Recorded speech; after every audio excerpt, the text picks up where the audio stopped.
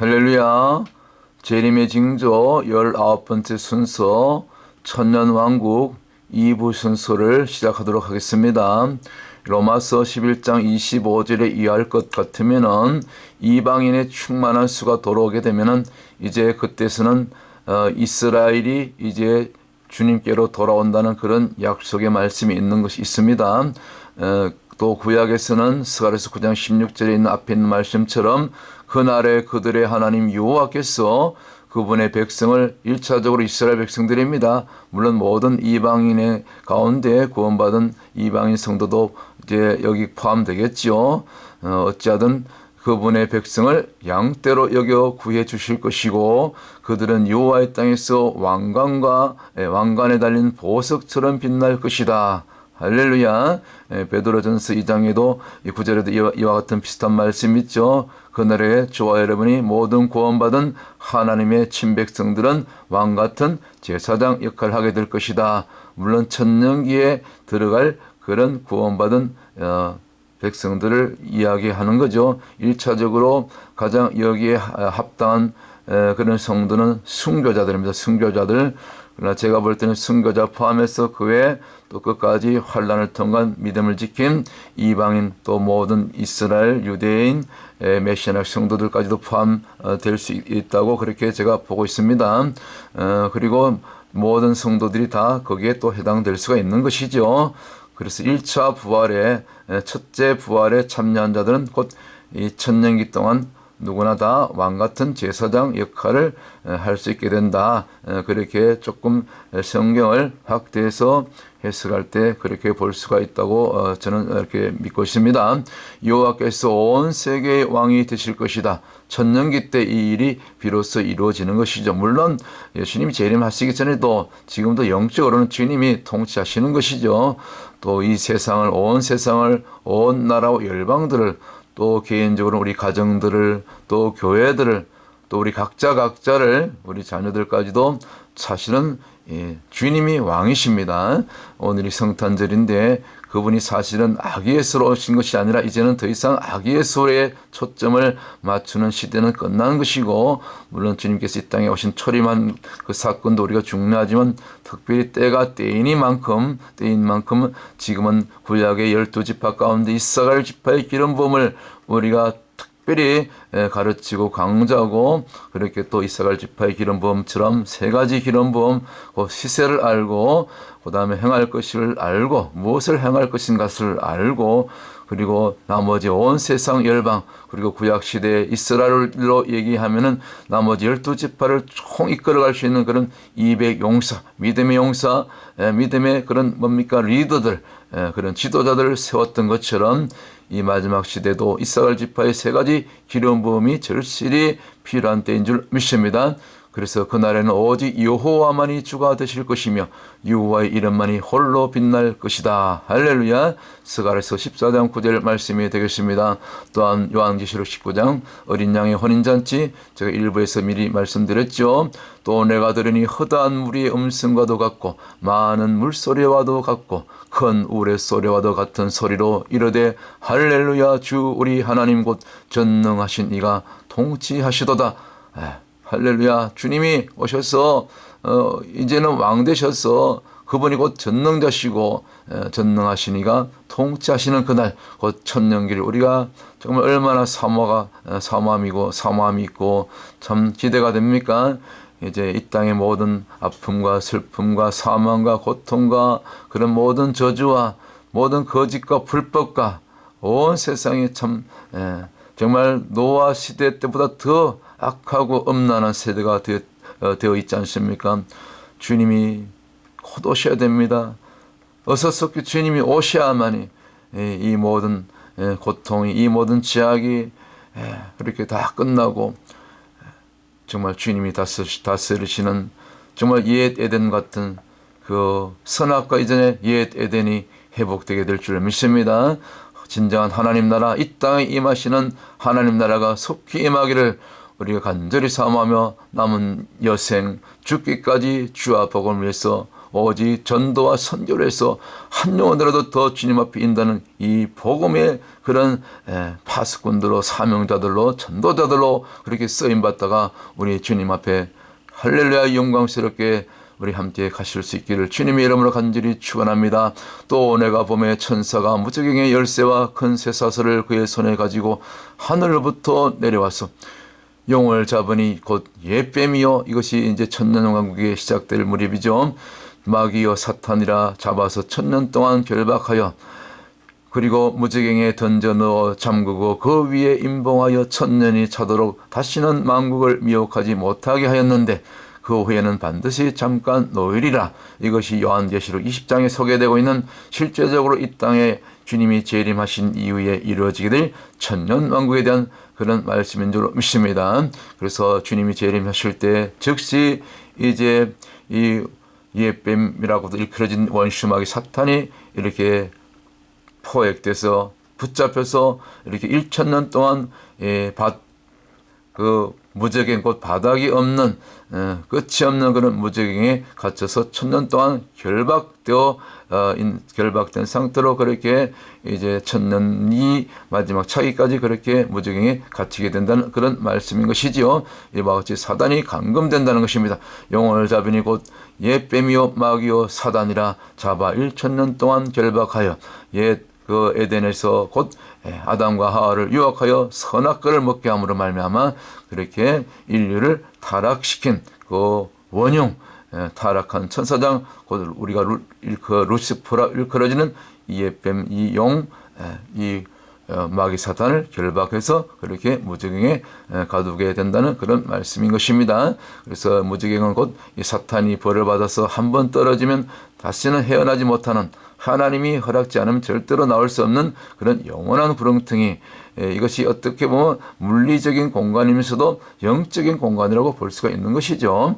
그것까지 계속 내려가면 사실은 바닥에 있는 거죠. 이 무저갱이라는 것은 영적인 어떤 그런 그 메시지가 더 강한 것이죠. 그렇게 우리가 보시는 것이 무난할 것입니다.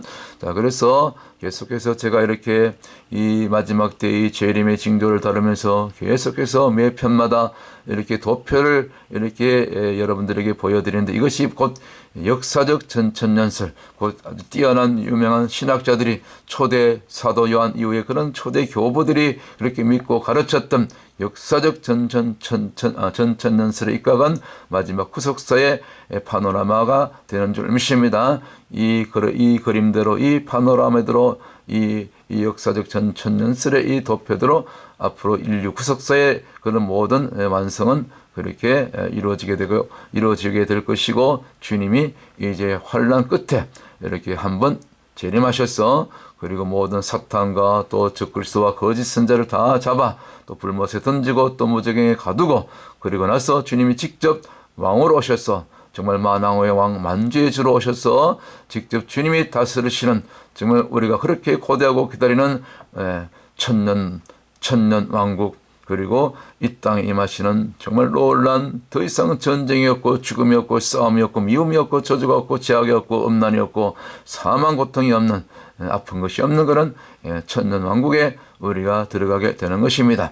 그리고 천년 왕국 끝난 다음에 또 새 하늘과 새 예루살렘 성, 하늘 예루살렘 성이 이 땅에 내려오는 새 하늘과 새 땅, 새 예루살렘 성과 함께 머무는 그런 영원한 천국, 영원한 영생에 들어가게 되는 그런 내용은 또 다음 편 마지막 20편에서 그렇게 또 자세하게 다루도록 하겠습니다. 할렐루야.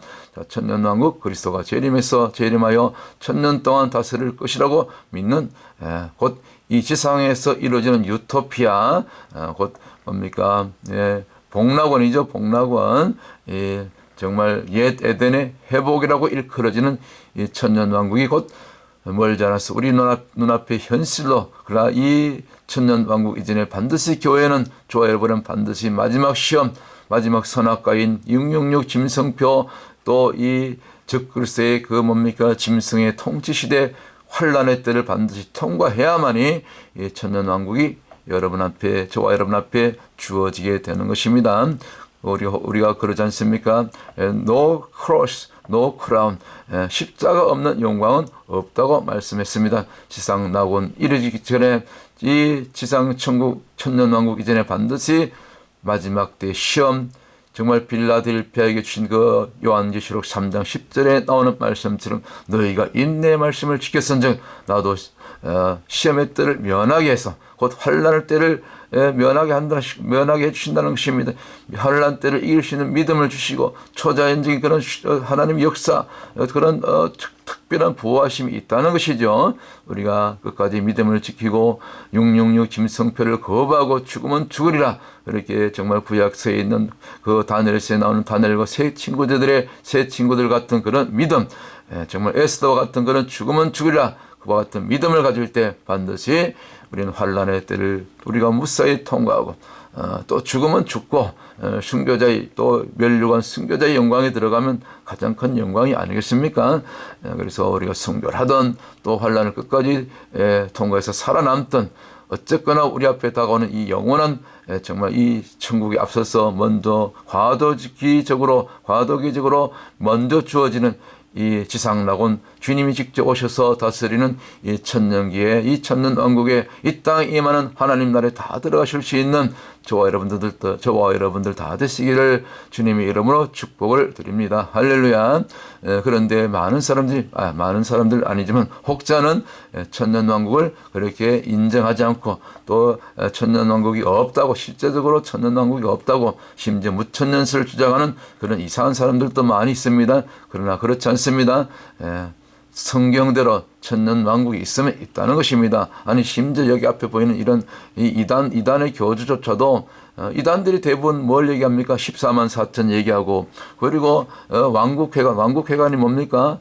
뭡니까? 천년왕국을 얘기하는 거예요. 천년기를 얘기하는 거예요. 저들도 부분적으로 성경을 인용하는 것입니다.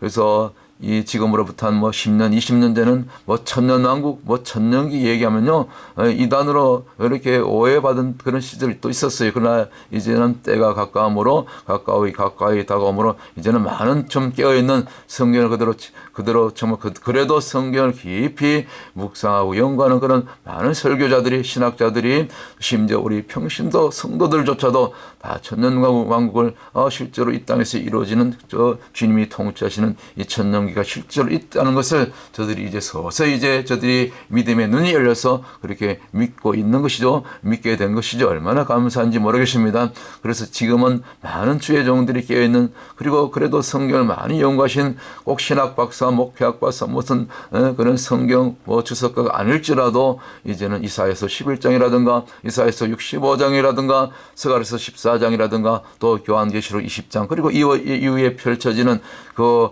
새하늘과 새 땅, 새 예루살렘 성, 이 모든 것이 이 영원한 별 중의 별인 이 지구에서 하나님께서 특별히 만드신 이 별인 이 에덴 동산이 처음으로 이렇게 이제 이 지상에서 이렇게 창설됐던 이 지구에서